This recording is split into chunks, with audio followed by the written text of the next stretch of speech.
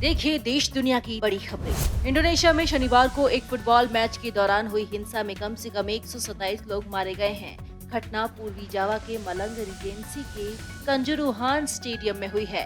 खबरों के मुताबिक अरेमा एफसी और परसेबाया सुरबाया के बीच मैच चल रहा था। इस बीच अरेमा की टीम हार गई, जिसके बाद अपनी टीम को हारता देख बड़ी संख्या में प्रशंसक मैदान की तरफ भागने लगे। कानपुर में घाटमपुर क्षेत्र के भीतरगांव में बड़ा हादसा हो गया है। भीतरगांव के भदुआ गांव के पास श्रद्धालुओं से भरा ट्रैक्टर ट्रॉली अनियंत्रित होकर पलट गई। इसमें 26 लोगों की मौत हो गई है, जबकि 50 लोग गंभीर रूप से घायल हो गए हैं। इस मामले में लापरवाही के चलते स्टेशन इंचार्ज को निलंबित कर दिया गया है। बाहरी कानपुर के एसपी टीएस सिंह ने कहा है कि जांच चल रही है और अगर कोई और भी दोषी पाया गया तो कार्रवाई की जाएगी। अखिल भारतीय आयुर्विज्ञान संस्थान यानी एम्स दिल्ली में अब ओपीडी में दिखाने के पैसे नहीं लगेंगे। एम्स प्रशासन ने पर्ची बनवाने के लिए लगने वाले 10 रुपए के शुल्क को माफ कर दिया है। इसके अलावा यहां उपचार कराने वाले मरीजों को 300 रुपए तक के सभी उपयोगकर्ता शुल्क को समाप्त कर दिया गया है। ये फैसला 1 नवंबर से लागू होगा। इसमें पहले 19 मई को एक आदेश जारी कर एम्स प्रशासन ने 300 रुपए तक की सभी जांच निःशुल्क कर दी थी।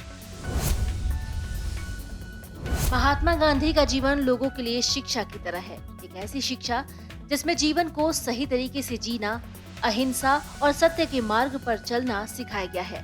देश के राष्ट्रपिता मोहनदास करमचंद गांधी ने आजादी की लड़ाई में अपना सब कुछ कुर्बान कर दिया। एक सूती धोती और एक लाठी के बल पर स्वतंत्र आंदोलन की लड़ाई में कूद पड़े।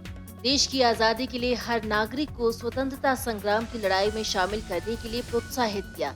उनके दिए गए उपदेश हर किसी के लिए आदर्श और मार्गदर्शक बन गए हैं। आज महात्मा गांधी की जयंती मनाई जा रही है। त्योहार पर यात्रियों की भीड़-भाड़ को नियंत्रित करने के उद्देश्य से उत्तर रेलवे लखनऊ मंडल प्रशासन ने चारबाग स्टेशन सहित 13 स्टेशनों पर प्लेटफॉर्म टिकट का रेट 10 रुपए से बढ़ाकर 30 रुपए प्रति व्यक्ति कर दिया है। देश के सबसे स्वच्छ शहरों की रैंकिंग में यूपी का एक भी शहर शीर्ष 10 में शामिल नहीं है। गाजियाबाद ने लखनऊ को पछाड़कर प्रदेश में पहला स्थान हासिल किया है। पिछले सर्वेक्षण में यूपी में लखनऊ पहले और गाजियाबाद दूसरे नंबर पर था। केंद्र सरकार के स्वच्छता सर्वेक्षण पुरस्कार 2022 के परिणाम शनिवार को घोषित किए गए। 10 लाख से ज्यादा आबादी वाले शहरों में गाजियाबाद के बाद मेरठ, प्रयागराज, लखनऊ, वाराणसी, आगरा और कानपुर का नंबर है। यानी लखनऊ 1 नंबर से फिसलकर चौथे नंबर पर आ गया है। रेलवे त्योहारी सीजन में अपने लाखों कर्मचारियों के लिए बोनस का ऐलान करती आई है, ताकि उसके कर्मचारी रेलवे को बेहतर बनाने की दिशा में काम करें।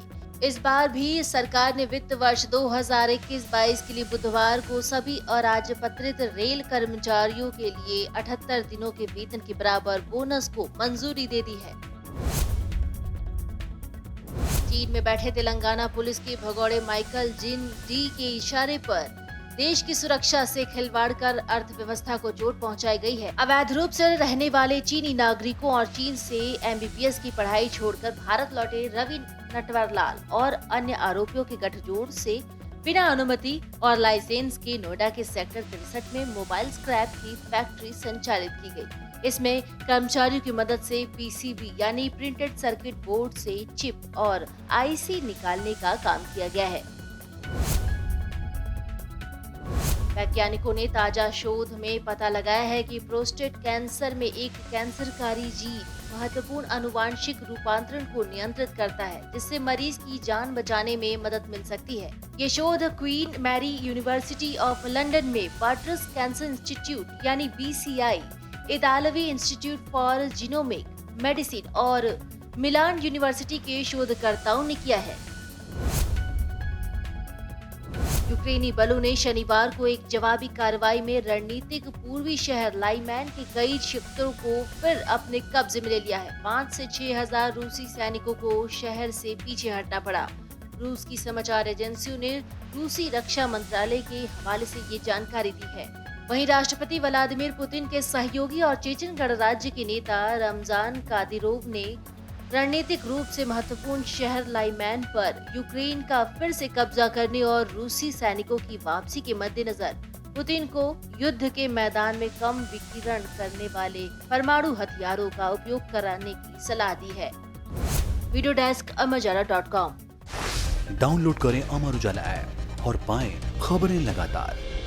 अगर आप ये वीडियो YouTube पर देख रहे हैं तो हमारे चैनल को सब्सक्राइब करें और बेल आइकन को दबाना ना भूलें। अगर आप Facebook पर ये वीडियो देख रहे हैं तो हमारे पेज को लाइक करें।